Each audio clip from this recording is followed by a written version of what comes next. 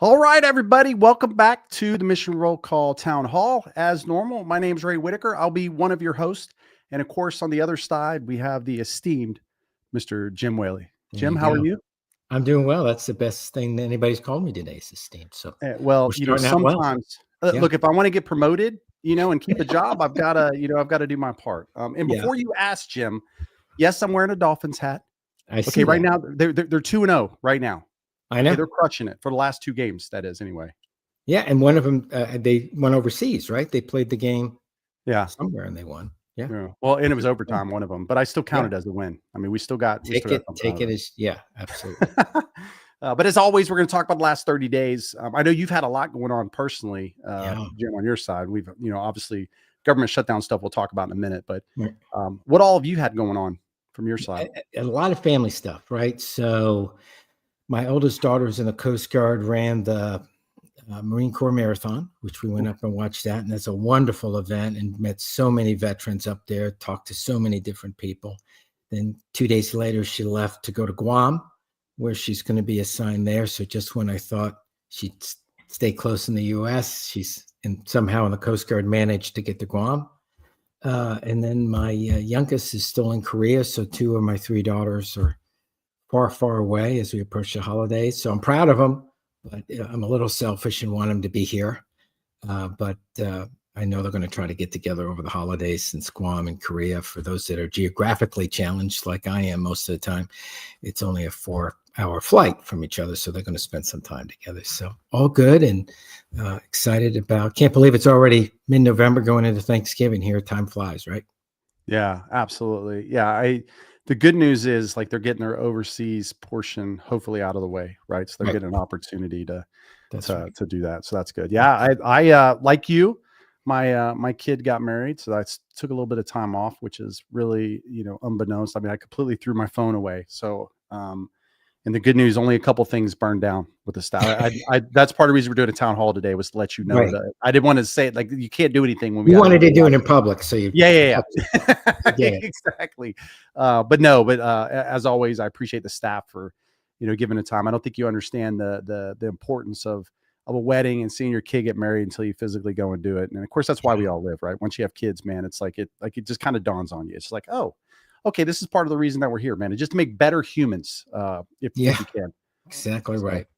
Leah, good to see you. Thanks for stopping in. And for everybody else that's here, we're going to go through a couple admin notes, as you guys know, as always. Whatever platform that you're watching us on today, please, post up comments. If you got questions, post them up. Part of the reasoning behind these town halls is really for you guys that come and watch. Doesn't matter if you're a veteran, you're a family member, or of course, American public. All 3 matter, right? We need the voice of each one. Your experience and your perceptions is what helps shape much of the work that we do as an organization.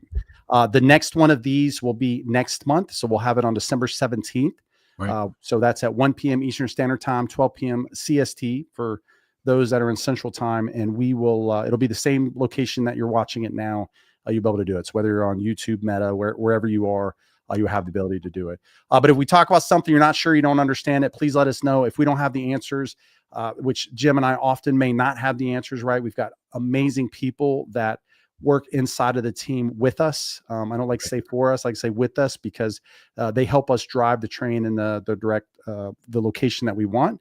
And then we can get that information to you, and we'll connect you to the right person as it's there. Last thing, the only way to get your voice is missionrollcall.org, right? Go there if you haven't gone there already. We've got lots of stuff there that we can have you guys do, polls, surveys, all kinds of things. And there's a lot of really cool features coming. So you have that as well. All right, Jim, let's talk. Obviously, the elephant in the room, as we'll call it, was really the government being shut down. Right. Good news, Congress managed to come to an agreement. We know that there are several pieces of legislation that was connected with that. So basically, the passing of the Continuum resolution, which is great, and some interesting things came out of that. So I'd love for you just to elaborate on that a little bit if you can. Yeah. So a couple things there. One is for the continuing resolution, we were able to, through your help and the surveys that we've done and the interactions that our team has had with key decision makers in DC and the team of one of Mike Desmond up in DC, we were able to get the Second Amendment, Veteran Second Amendment Act into that bill, and that was important because that's the great news. The bad news is we have to do it again a year from now because it's only part of the resolution. But what it does is protects the rights of all of us when it comes to Second Amendment, our Second Amendment rights. So it allows us to continue to be able to get a weapon, even if we've asked for some help with some challenges that we may have with bad dreams or any number of things that before would automatically stop somebody being able to get a weapon. And of course, that's not right. You got to be able to have a judge involved in all these other things. So good work by the team on that. I think the other piece about the shutdown was you could see that the American public was concerned about how veterans were being treated and the impacts to veterans. And so I did a lot of interviews, thanks to the team, and talked about the fact that 1 in 4 active duty military and 1 in 4 veterans have food insecurity issues, and that's before the shutdown. So when you add in the shutdown, that only exacerbates a very bad situation where families are struggling and individuals are struggling to make sure that they have nutrition and that they're taken care of. So we highlighted that with a number of major networks. And so I was busy on Veterans Day itself doing that. But it struck me that the American people understood that.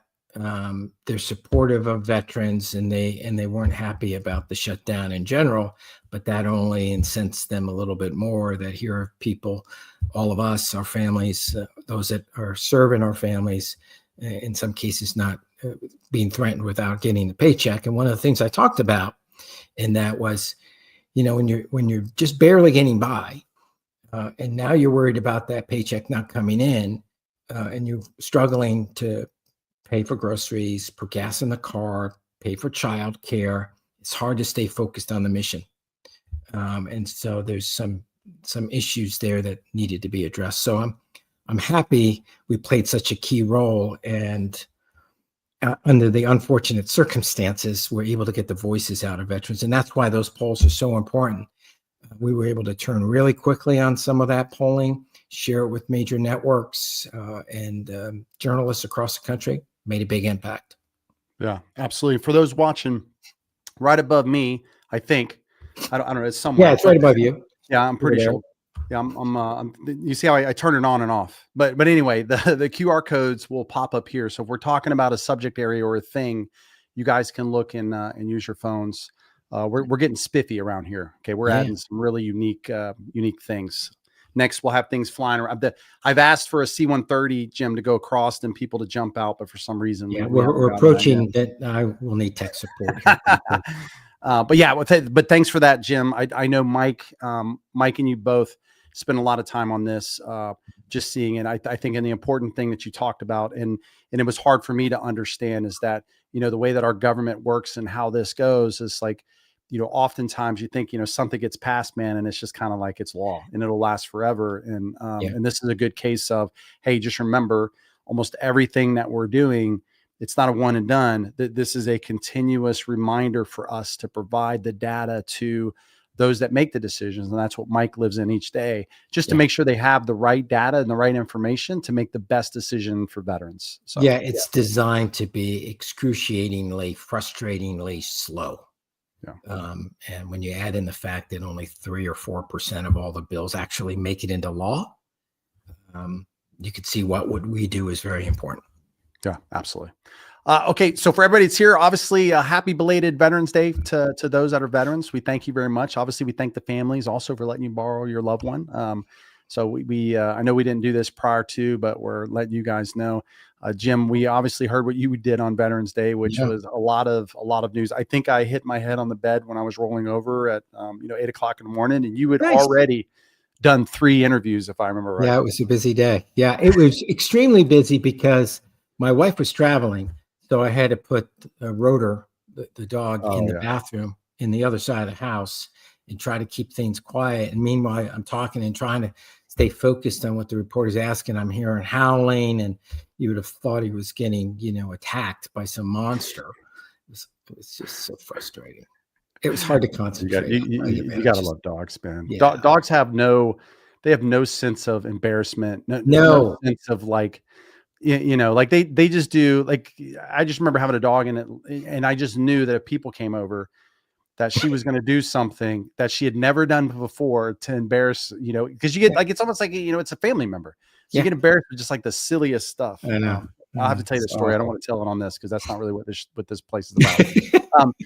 Okay. All right. So this month's survey. So we have this month's survey that's just come out. Everybody can look up there. The QR code is there. Good news. This month's State of the Veteran Community, Belonging, Isolation, and Connection. We did some of these questions. For those that have been taking our surveys, you saw some of these last year. We got to gauge each year, right?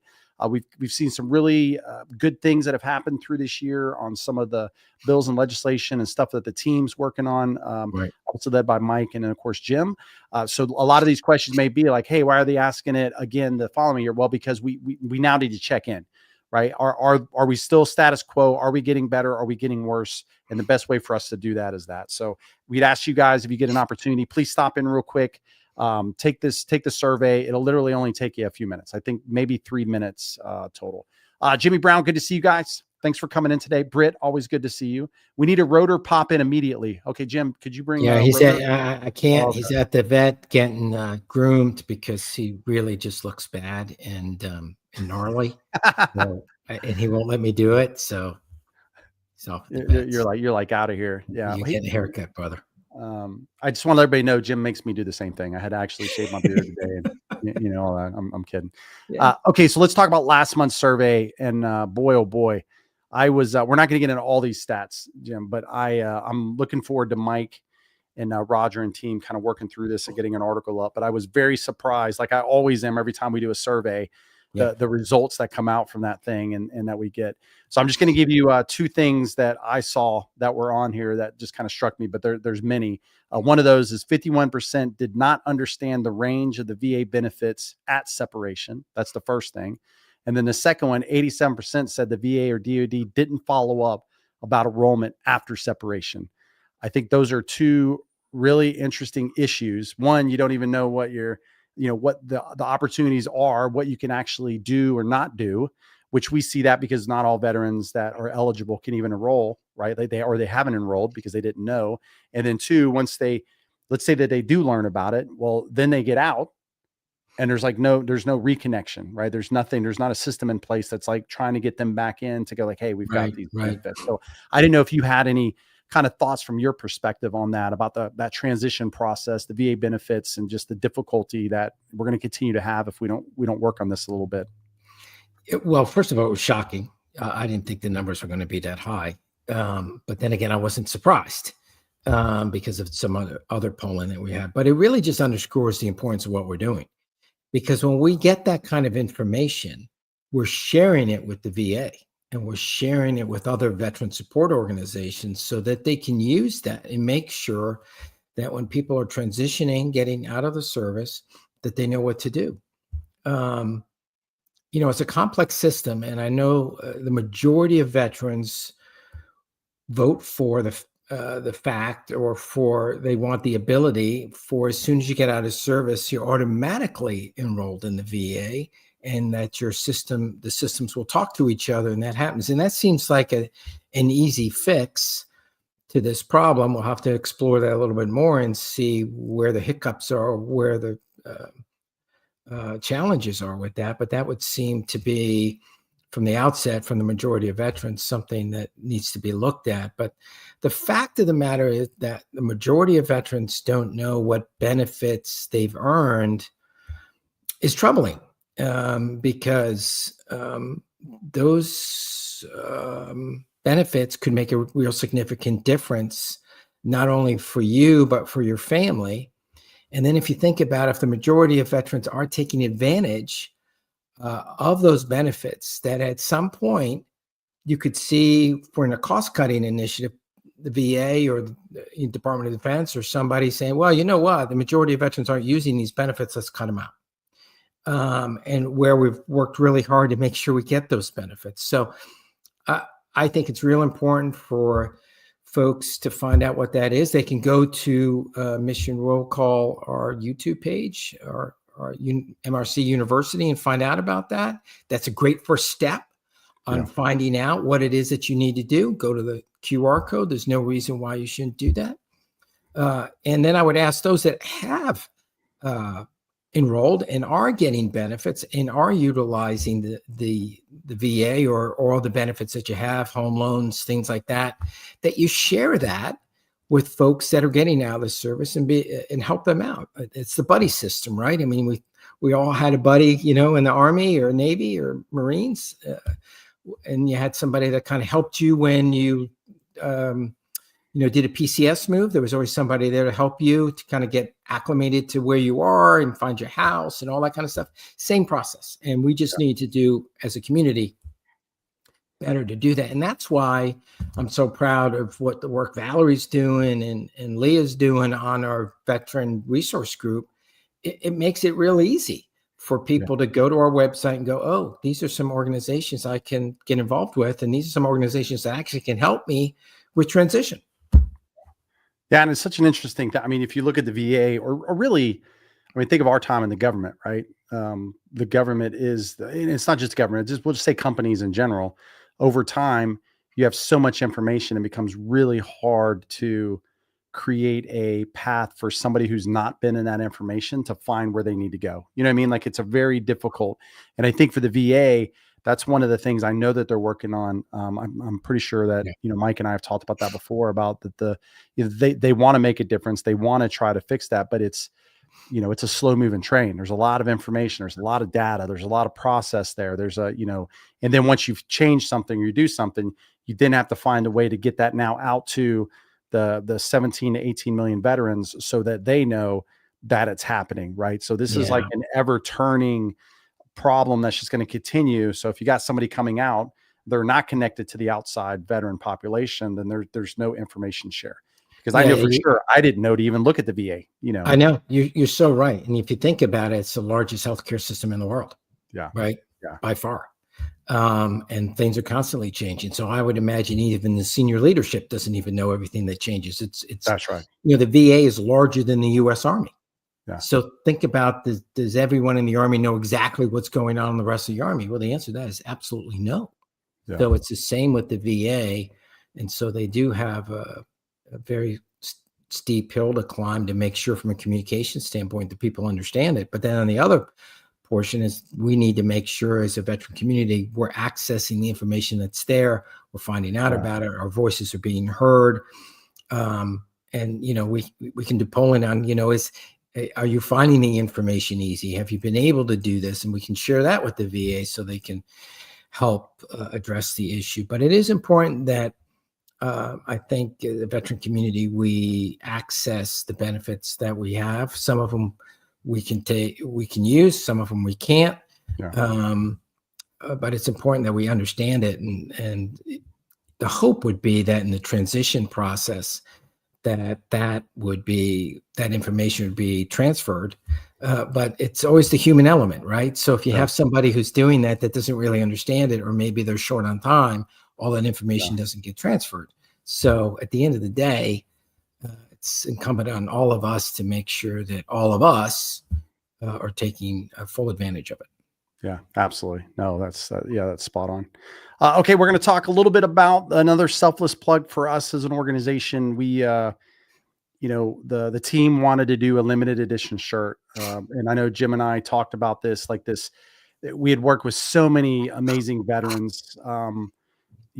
Every day it's like the excitement is about the impact that we have, but then the people that we're like engaging with and talking to and all of that. And we thought, man, what a great way to go to each one of them and ask them like, hey, we would love to do a limited edition design t-shirt and use your rank and your name to create that shirt. And that's exactly what we did. So this is the 2025 limited edition shirt.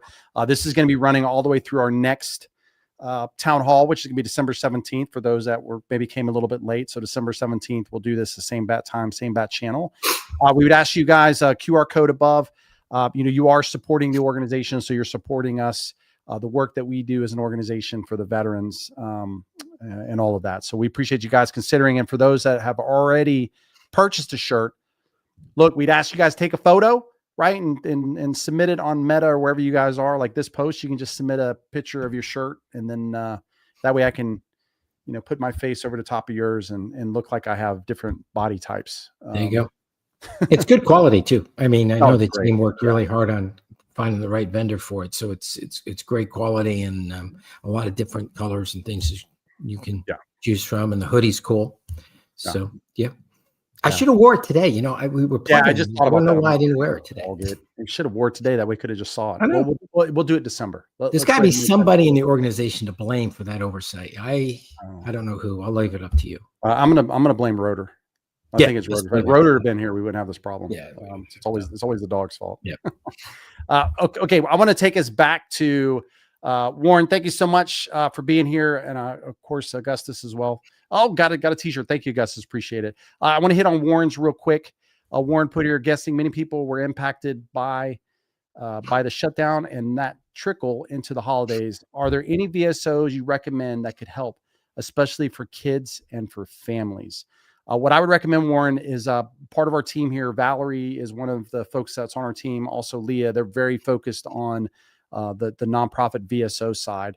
If you can send us an email at info@missionrollcall.org, we'll connect that, and then we can have that discussion with you to connect you with the right people and the right folks. We've got 86, I think, VSOs that we physically have talked to.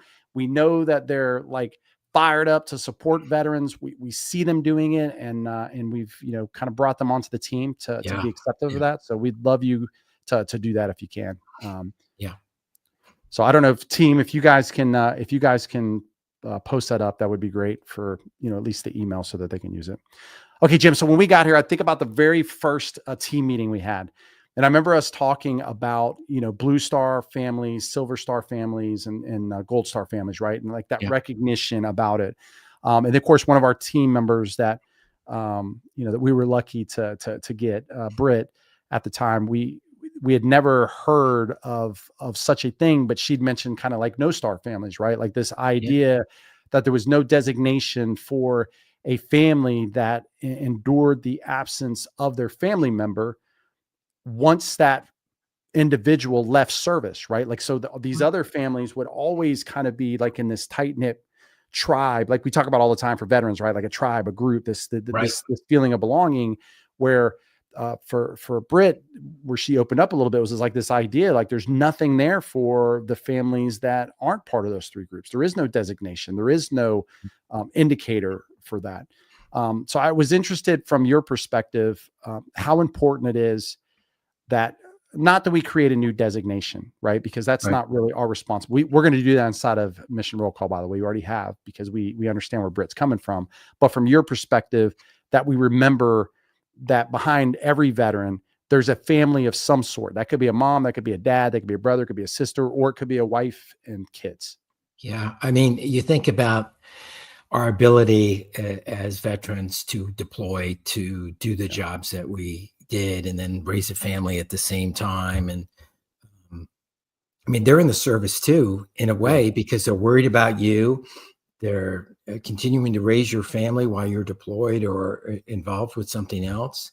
You think about moms and dads worried for years as their children deploy, and no matter how old your kid gets, they're still your kid, and you worry about them no matter where they are. And you think about all the dependents, right? All those kids that moved so many times, had to change schools so many times and make new friends. I mean, that affects kids. Some kids adapt to it pretty easy, but some, it really affects them when they have to move and leave their friends, especially when you talk about high school years. Yeah. And usually that's the part of your career where you're a little more senior and you're moving more. Yeah. So I think it's really important for us to, and I think that's why we, from the very beginning, talked about veterans and their families making Mission Roll Call.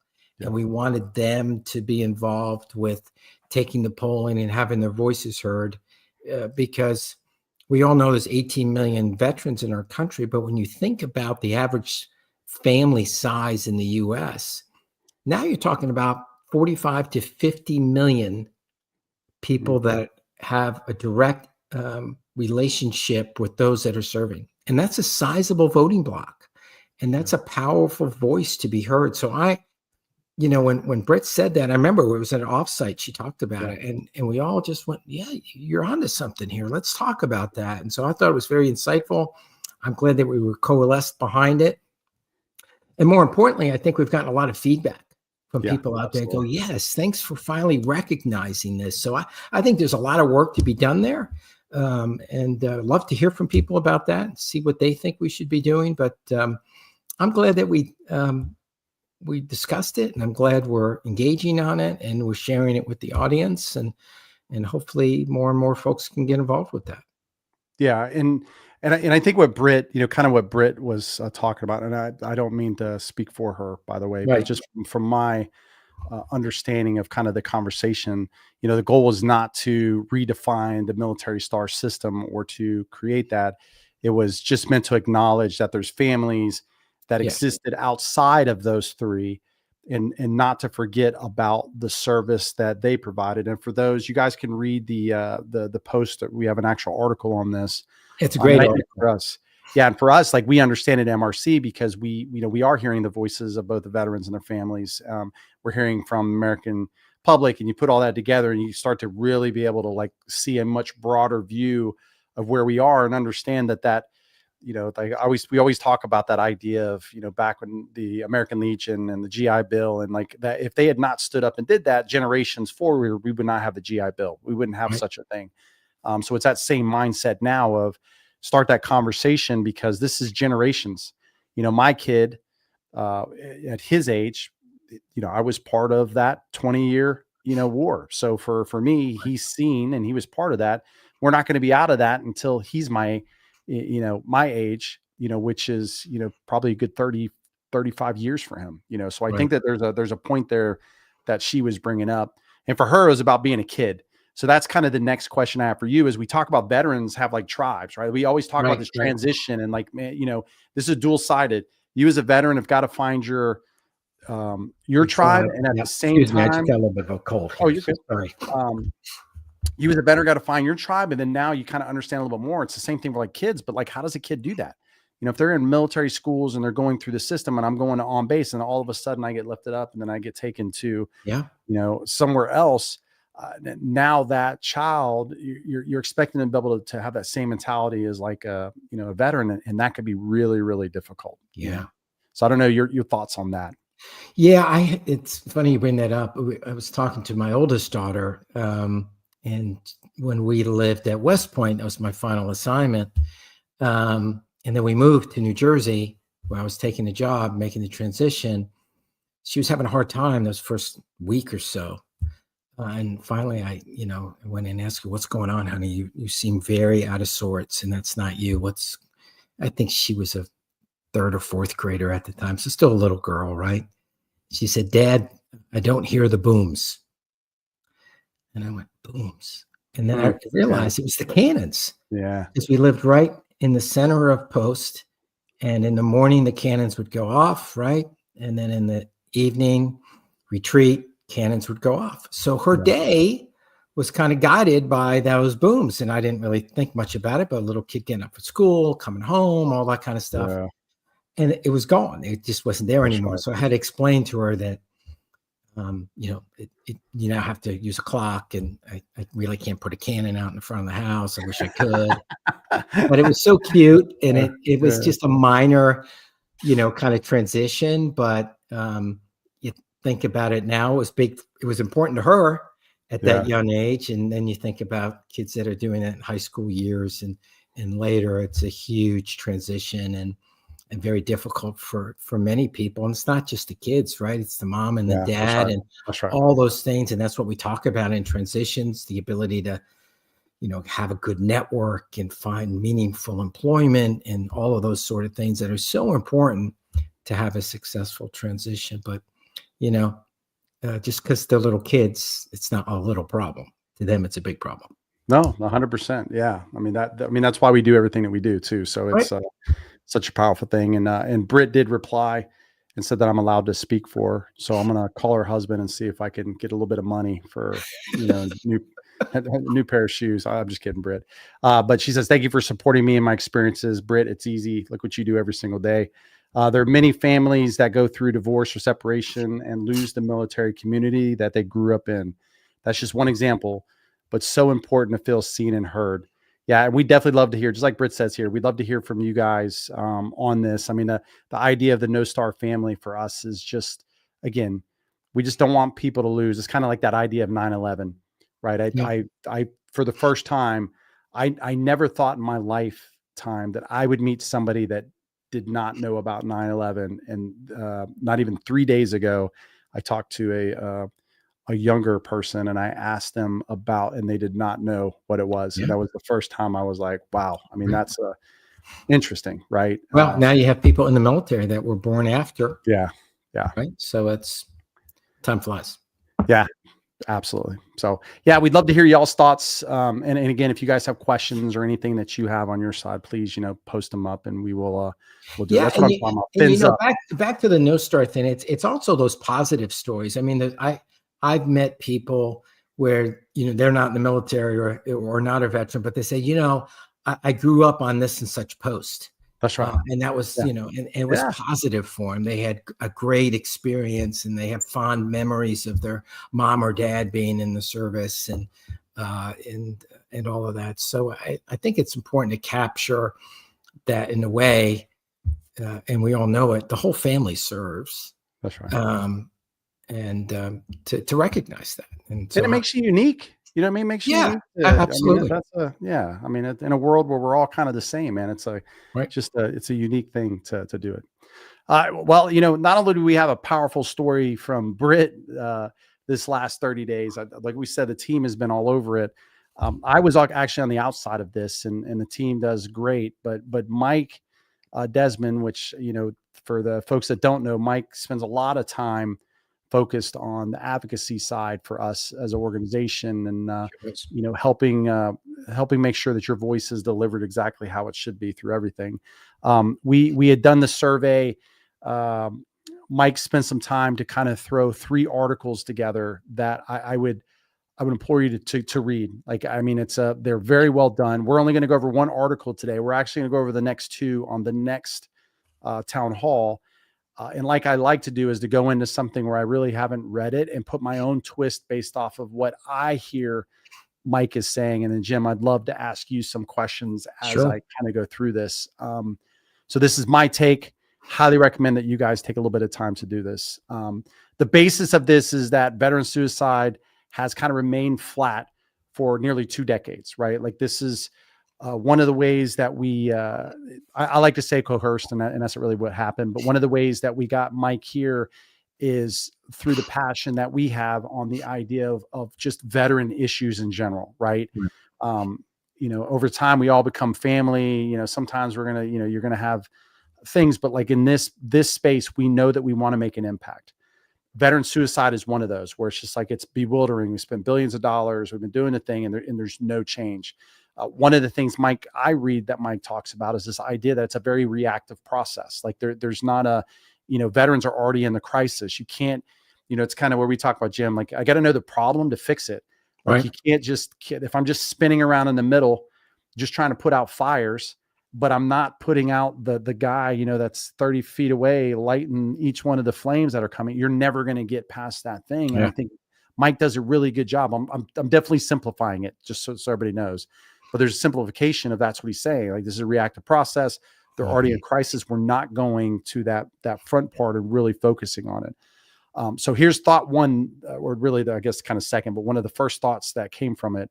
And we've got some polls and stuff here, surveys that the team will put up so you guys can see them. But the first one is veterans miss a sense of camaraderie, right? Like there is that sense that there's something there once they leave service is a little bit more of an issue. And I think we all feel that. So I wanted to kick that over to you, Jim, for your comments. Yeah. And it's amazing when you look at that number, right? It's 85% recognize that you have, that's significant, right? It's either it's either strongly agree or agree, that sense of camaraderie plays a key role. And we know that because we all can identify with that. It's one of the things I really missed when I first went into corporate America was, at the end of the business day, you went home and there was just none of that camaraderie or being part of something bigger than yourself. And Yeah. it just, it makes you then reminisce about the impact you had when you're in the service. And so then you don't feel really positive about the job you're in. So then maybe you're not doing as well in the job that you're in. And so then you change jobs, and then and Mike does a wonderful job of weaving all these things of how it all connects to each other. But if you don't recognize this from the beginning and put in some things that are going to mitigate it, and by that, I mean, understand that you're going to have that feeling. So how do you lessen that feeling? Well, you have to find something else that's going to make you be part of something bigger than yourself. You're going to find it. You got to find another group of people that you're going to do a network with, and you're going to have camaraderie around. And so no one's going to do that for you. You own that. And we know that those things, if they're not in the system, it contributes to kind of a negative slide in your psyche and your performance and in your relationships really with other people. And those other people are normally your family. And then that friction starts. And so I think it's important that this was highlighted and talked about. And I think we need to share it and really read it. I would urge everybody to read it and then get a sense of where you sit in that, and then think about how others you may know are dealing with that. Yeah, I had an interesting take on this, because when I read this, and I'm in a lot of chats and stuff, and John's kind of talking about it here, with his question, and I'll read it in a second. But one of the things that hit me, and Mike probably did not mean for this to happen, but when I read it with the camaraderie and some of the other areas that are here, there's this point of, like, I asked myself, like, what have I done? Right. Like, every day I wake up and I do this job, right? Like I do. And I call it a job, but for me, it's it's a passion. I love this. This is like, but then in my personal life, I say, well, once I take my MRC shirt off, figuratively, right? I've taken this off and I move into, when's the last time that I reached out to somebody that was in during my time to see how they're doing, and then how I can help them coming out, right? Realistically, normally I'm waiting for them to reach out to me. And then immediately it starts to hit me with this idea of, like, well, man, Mike's on to a point here where, you need the camaraderie. Well, in some instances, I didn't know how to find it, because I didn't really stay in contact with the folks that were there before, because, but it's easier for me to look back and remember. I'm going to remember a Mike and and a Jason and a Valerie and these others, where they may not remember me, not because I did make an impact in their life, but they've still got years of service and many things that are going to happen to them that are outside of that norm. So yeah, that's one thing I got out of this also with the camaraderie, is like, there's a point here where I think we as veterans can help with this, from that piece. The other thing, Jim, is there was this, my second thought on this was, he mentioned it ain't easy to build a network after service. And if you can throw that up for us, Nate, real quick, that survey, so we can look at it. I went when I was getting out, LinkedIn was kind of like the new fire, right? It was like, you got to get on LinkedIn, man. Like that's the new thing. And it wasn't really built up yet to be that. You'll go a little bit lower, Nate. Yeah. So we can see it. It should be, there you go, right there. So basically building a social network, kind of getting out and about. And I wondered to myself, like, man, realistically, the majority of the folks that I really needed to connect actually were on social, to be fair. Like they were on Meta, they were on LinkedIn, they were on, Twitter, some of these other areas. And there was I didn't learn that until I was already 2 years past getting out, right? Like there was nobody told me, like, everybody pushed me towards LinkedIn. But the problem with LinkedIn is it was a very business focused environment.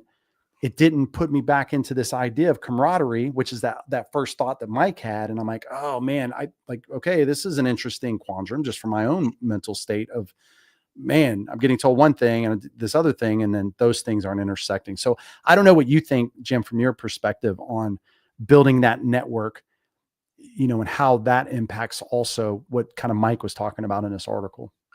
Yeah, I got a lot of thoughts on it. And I think it is so important. And it's important to kind of start that network actually before you get out, right? That you're starting to build in the community where you're going to live, in the places that you work. You start that process before you actually hit the ground, because it takes time.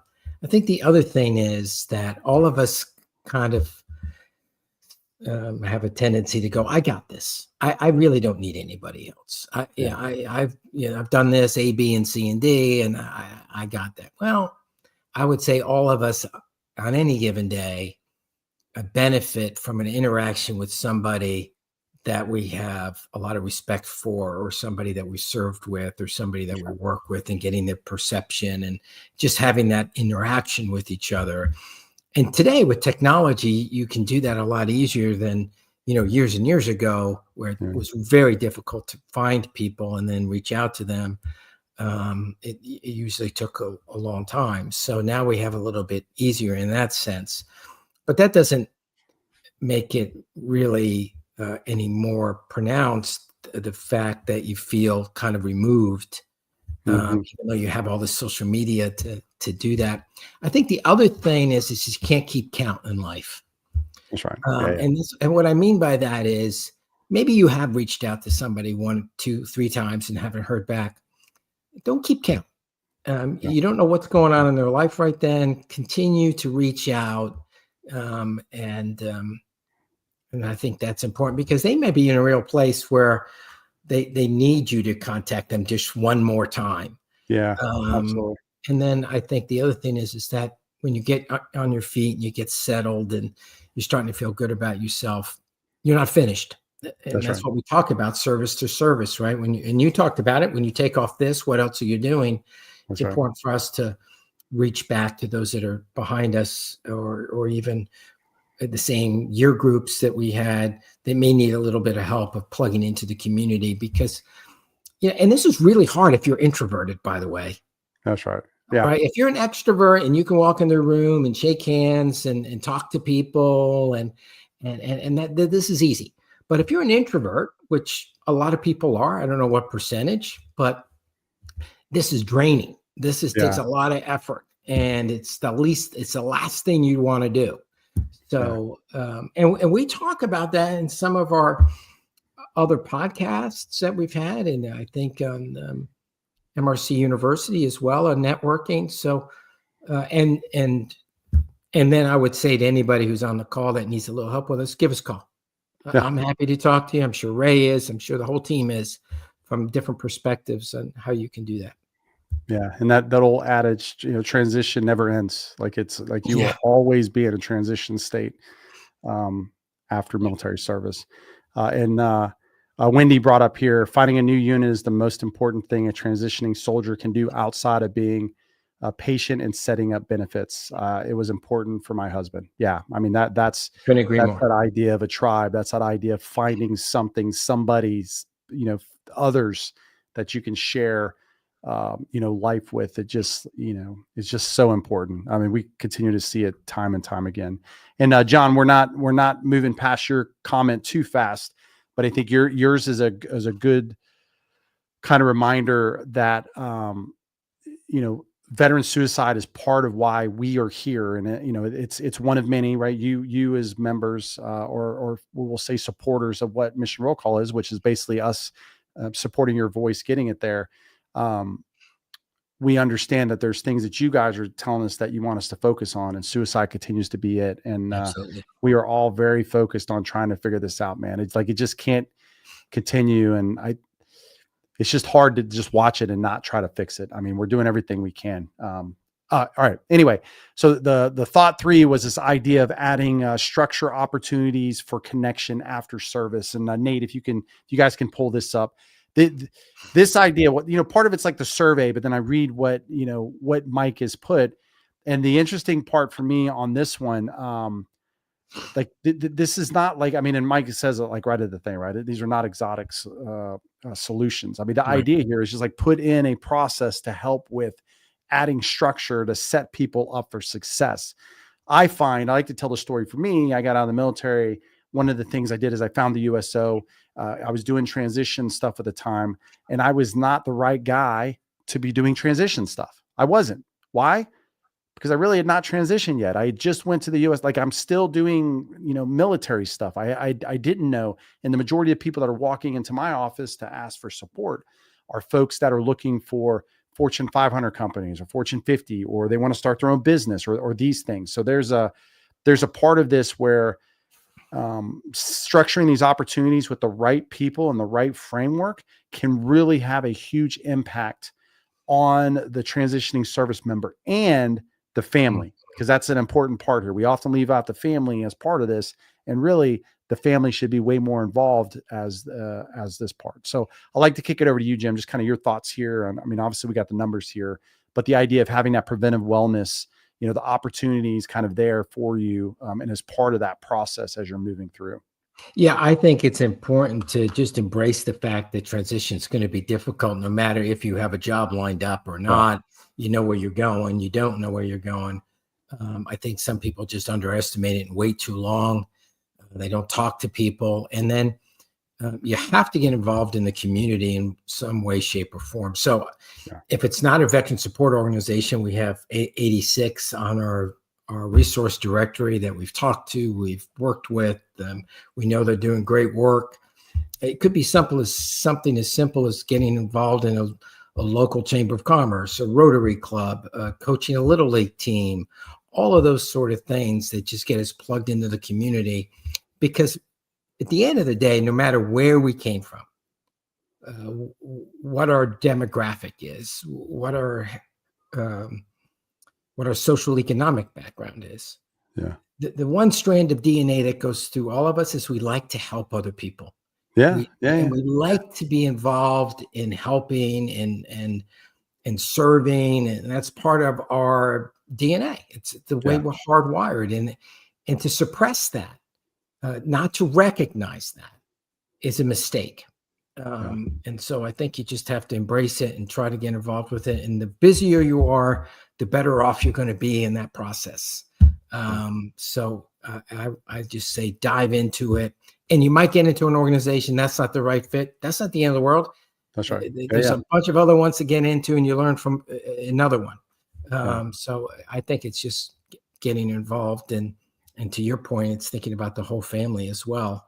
And there's not enough work being done there. And I'm so glad that we're addressing it. And we have a lot of family members that I think are taking our polls and taking our surveys and getting involved with it. And that's good for the whole community as well as us. Yeah, I can't wait to talk about the other articles. And Nate will put the QR code back up here for everybody. I would ask you guys to go out and read the articles from Mike. They're very good.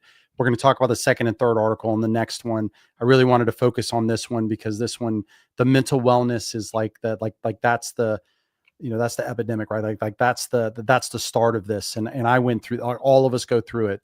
It's this, like, I got to belong. I belonged in military service. I knew what I was doing. I woke up every day. I had a mission, all of that. And then all of a sudden it's just not there. Yeah. And I really enjoy the way that Mike kind of dissects this and looks at it from his perspective, right? I mean, again, it's his perspective, but there's definitely pieces of that hit it. Wendy, we are here for you guys. So thank you for acknowledging the work that we do, but at the end of the day, we need you to do this. So thank you for being part of the community. We can't thank you enough. Leah said that Ray says he's not a transition guy, but when he worked at the USO, he helped my husband find a career after transitioning out of the Army. That was 2017, and my husband is still in that career field today. Hey, every once in a while, a horse can find water. You know what I mean? Every once even a broken clock is correct twice a day. Exactly. There you go.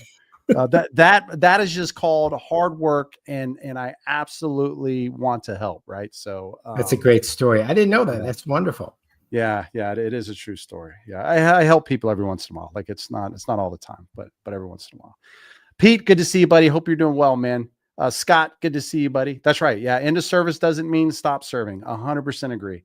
Like that's the whole point here. So I think from our side, Jim, I think what we're saying here ultimately, and what Mike's getting at as part of this, not the full thing, is we also have to reach back into that pot and make sure we're reaching in for our brothers and sisters to help them. Yeah. Because it's hard to see over the wall. You don't know what's over the wall. I do. Yeah. I'm on the other side of the wall. So sometimes we need to do that. So it's a good thing. Yeah. And I think, I know for myself, I had a hard time asking somebody for help. Yeah. I wasn't wired that way. And, it took a while and it was a great transition, but there was things missing. And it wasn't until I kind of talked to other guys and gals, I went, oh yeah, of course. Now I get it. Now I know what's missing. You just have to ask. And the other part is like, I don't want anybody to suffer alone, man. Like I don't think any of us do. No. Right. Like, I mean, we suffered together with all the stuff that we did, and I call it suffer. I mean, it's a good time. Right. But like, I don't want somebody to be out there trying to figure their way. Let me help you suffer a little bit through that and get to the end state, right? Get there a little bit faster. But that's just how we're bred, man. We're bred to just like run. And then all of a sudden you hit something, you're like, oh crap. Okay. Maybe I'll do my first swipe, and try to get somebody to help me without telling them I need help. Hey, how are things? Hey, yeah, great, man. Saw you transition. How did it go? But you don't want to, hey man, I'm having problems. You just want to kind of beat around the bush. Well, yeah. And you think about everybody you talk to when you meet them and they're going through a transition and you ask them how things are going, everyone 100% say it's going great. Yeah, it's going great. Yeah. That can't be true. That can't be true. I did the same thing. I'm not making fun of anybody here, by the way. Okay. The next thing, Last Emission podcast. Wow. Man, we've again, I can't wait for us to put out the impact report this year and just show the work that the team's doing. Like it is like unbelievable for such a small team. Like I just, every day I'm like, we are moving too fast. Hopefully we don't burn anybody out. But one of those examples is Mountain Valor. So one of the folks on our team, Jim, as you know, P-Funk or Jason, for those out there, had an opportunity to meet with Mountain Valor, and we had an opportunity to, just to support them. And the cool part about all of our time and other nonprofits, the one thing we wanted to be was to be a light, a beacon, and somebody that would not, kind of be going against another nonprofit, being like an obstacle, but like opening our arms and pulling them in and saying, hey, what's ours is yours and what's yours is yours. Right. Like at the end of the day, we don't want what you have. We want to support you, because at the end of the day, our job is supporting veterans. You support veterans. So when we talk about the Veteran Resource Directory and we talk about the 86 organizations that are there, I would ask you to reach out to those 86 organizations and say, hey, what do you think about Mission Roll Call? Because we say what we mean and we mean what we say, right? We are supporting that and we support them. Mountain Valor is a prime example of this. Jason having a conversation. Next thing you know, they need a van because they do a lot of rural veterans that are in the, the mountains of Virginia. So the western side of Virginia. I don't want to say West Virginia, because then Mike could be like, but Virginia, right? The west side, that don't have the ability to get to their appointments. And then he comes back, he talks to Britt. Britt knows somebody that then knows somebody else. And then next thing you know, Mountain Valor's getting a vehicle. And then it's like, oh, well, we need and then you talk to somebody like it's networks, right? It's networks. Yeah. And I know you speak about that a lot, Jim. And I'd love to kick it over to you, this idea of, one, the relationship that we have with not only Mountain Valor, but other nonprofits and what we do. But then two, this idea that it's really, really important for VSOs to make this one team, one fight. Separation is not going to get us to the end stop. Yeah, so much unpackaged there, but I think when we embarked on this early on, we talked about the fact that we wanted to be a hub.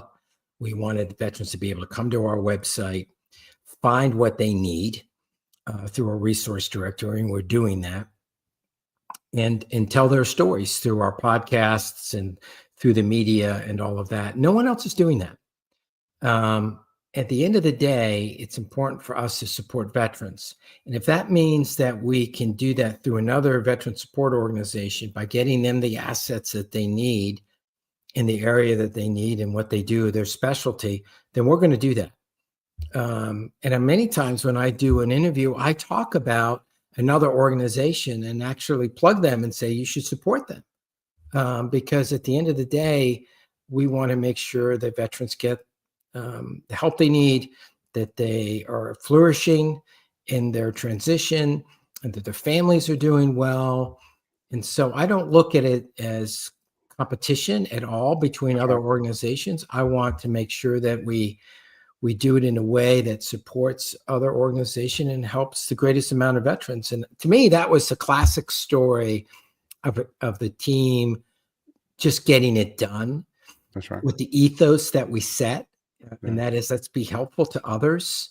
And they just did it. I mean, Jason did a wonderful job finding out about the organization, doing some legwork and validating what they were doing, and then coming to Britt and then tell, hey, this is a good story, we should tell it. And oh, by the Yeah. way, I know somebody at Chive That's right. Charities that may be able to help. And then we worked it, and then game changer for that organization. We've taken them years to find a van like Yeah. that, and it happened within weeks. So Yeah. it's just a wonderful story, and I think it just validates what we're doing, that it works. But if we can get more people to take the polls, if we can continue to grow, and we can continue to open our arms to reach Yeah. more organizations, we're going to have that much more impact and that much more ability to help others. And so I'm excited by that, and I hope that other organizations can do the same. Yeah. Yeah. And I think you and I talked, I remember it's like the first conversation that we had coming into this organization, which Right. is like, oh, there's 40,000 BSOs out there. And then the further that we got into the number of veterans and then the number of family members, and then like you really start to blow this out, you're like, 40,000 ain't enough. Like, when you Right. think about a number as big as 18 million, you just do a little bit of division there. And then you put 40,000 as I mean, that's still a lot of veterans each organization is trying to support. Right. Yeah, and there's not an overlay of where all those veterans Yeah. are, where every VSO Yeah. is. So Yeah. that's the other thing, right? So you have people in rural communities, or That's even right. along the Gulf Coast, Right. that are void of VA facilities and all of that, and it's a difficult proposition for them to plug into the community. Yeah, absolutely. Yeah. So anyway, so we have the podcast, Nate, and then we'll put the QR code back up here in a few minutes. There it is right there. Seconds. It's like magic. See, it's just like, pow, pow, pow. You just But put your finger in it. yeah, I just shows up. here. Let me see if it works over here. Okay. No. Well, it didn't work over there. It did. Oh my gosh. It did work over there. It did pop up. Okay. All right. These guys are good. Okay. But if you guys can, go watch that episode. It's a classic definition of what you as the veterans, the families, and the American public help us do. Because again, without your voice, we cannot do what we're doing here. All right, we're gonna get to our favorite part, Jim, which is answering a little bit of questions from the audience, which is Love it. good. I mean, we're at 57 minutes, so if all goes well, we'll finish this when we finish it. Unfortunately, Okay. I blame Rotor for the time that we went. Oh over, yeah. by the way. Oh yeah. Okay, so we'll go to the first one. Let's see if I've talked to this one. I have not. So it looks like Warren put, guessing many people were impacted by the shutdown, and that'll trickle into the holidays. Okay, yeah, we talked about that. So Warren, again, just a real quick on that. If you can shoot us a message, shoot us an email. We'd love to connect with you a little bit more on that, especially if you're here right now. Okay, John asked, new here, but what does becoming a member with mission roll call mean? Well, we can't get into all the finer details of becoming a member because we got a lot of features that are coming. But what I will tell you, when we say member, John, that means being part of the community, right? Your membership is giving us your voice. That's what we're asking for. That's right. Becoming a member on the website allows you to get notifications when we have polls and we have surveys. That way, each month you're going in, you're taking these surveys and you're getting your voice heard, right? And look, if you got a family, you got other folks that that are served, we need it. We need your voice. We try to keep the number of surveys and stuff down to, I'm not going to say a minimum, but we do less than the amount that we do so that we know, like, hey, every month we're going to do this. We're going to put a survey out. We want you to come. And like we did for the shutdown, we actually last town hall, we had a poll that we put on the page for you guys to take. And then That's right. Mike and team delivered that almost immediately. So thanks for that question, John. That's what it means. missionrollcall.org. We'd love to have you join there. Jim, I'm going to push this one over to you to answer. Please. So Tori says, COVID and post-COVID perspective, it has been much harder to find that camaraderie since COVID, although in many ways the veteran community has been better about it. I don't know your thoughts on that. Yeah, I agree. I mean, COVID was a major change in society, right? And a lot of people were isolated, and there's some people that are still suffering from that, not only physically from the disease, but also from the isolation of that, of not going in the office and losing jobs and all of that. I think what separates us as a military community is that, like I mentioned earlier, I think we want to help each other, and we have organizations like ours that are trying to bring people together. There's a lot of civilians that just don't have that, right? I mean, it may be your college that you went to, or your football team you were part of, or your church group, or something like that in your community. But I mean, we truly are a melting pot within the military of people from all over, from different branches and different backgrounds. So I think we have the ability to do that more at scale and help each other out. So, but boy, it takes effort, right? Yeah. But thank you for that comment. Yeah, absolutely. Scott, good to see you, buddy. Thanks for always coming to these, man. So I appreciate you. Hope you have a wonderful Thanksgiving, buddy. Okay. The next one is from, looks like Ben Whitney. How can those of us who didn't serve help to connect those who want to help somebody? It's a tough spot to be in if you want to help, but don't know how. Ben, we talked about this a little bit at the beginning, right? Like this idea that there is an important intersection between veterans, their families, and the American public, right? All have perceptions and want to support. The best thing you can do is also provide your voice, right? And I know you're thinking it's kind of like, oh, well, well, how does my perception? Well, it matters because, oftentimes, even though I don't completely agree with what I'm about to say, but oftentimes for some, perception is reality. So understanding what you are thinking and how you visualize something helps us understand what decision makers may also be thinking, right? Because that's normally how those things filter in. So that's the very first way I would tell you, become part of the community, become part of the organization with your voice, take our surveys, take our polls. That's probably the most important thing that we could do from that. The second part is we have not released the volunteer program yet, but it's close. Like it's close. The team that's behind that, which is Valerie and Leah, as you guys can hear us, we're talking about, almost the same people over and over again. We're a very small team, but those two will, be more than happy to kind of pull you in, Ben, and then talk a little bit about, how you'd like to get involved with that. And there's a lot of really great opportunities. Again, we like to go out to other nonprofits and VSOs events. We like to be part of it with them. We do polls and surveys out there, and we need volunteers to come out with us, interact with those veterans, and be part of it. It's one family. So, Jim, I don't know if you had anything else you wanted to add to that. Yeah, I would say you're not alone. I mean, there's a lot of organizations that have people that volunteer for them, and we hope you volunteer for us, that weren't veterans. I think of my years at the USO. We had thousands of volunteers across the Southeast.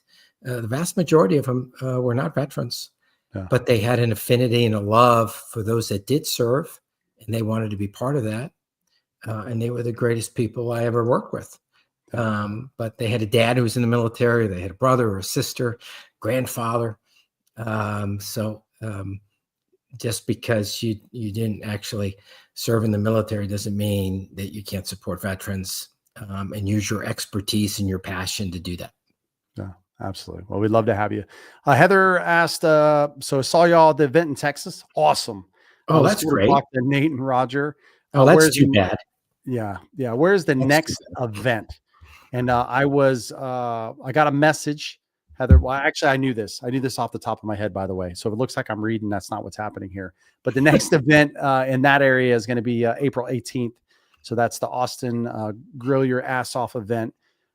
So would love to have got Nate written all over it too. Doesn't it? Grill Your Ass Off. I mean, that's just Jason and Nate, man. That's pretty much, and that's the actual name of the organization. So for those, we're not trying to, curse to curse, like that's the actual name of the organization. But we'll have that up on our socials soon, Heather, as we move into 2026.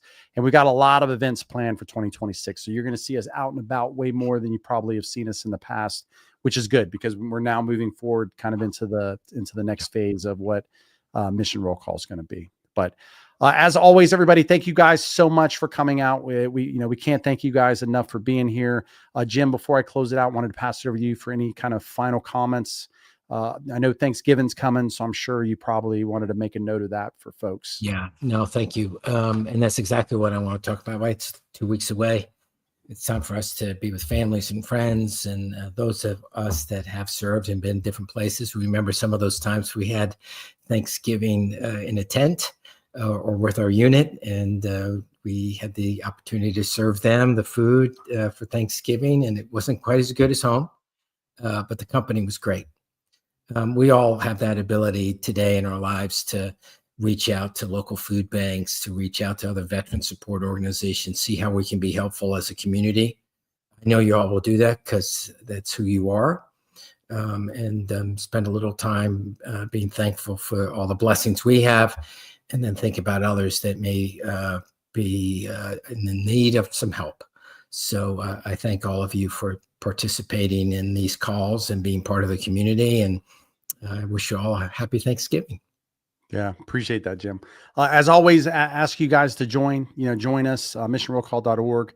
We need your voice. Continue to spread this if you guys will. At the end of the day, when you understand that without you, right, we can't make change. When we have 100,000, a million, 5 million veterans voices that are getting delivered, it is very powerful. So we're going to continue to drive this train as fast as we can. And we'd love you guys and gals to jump on and do that.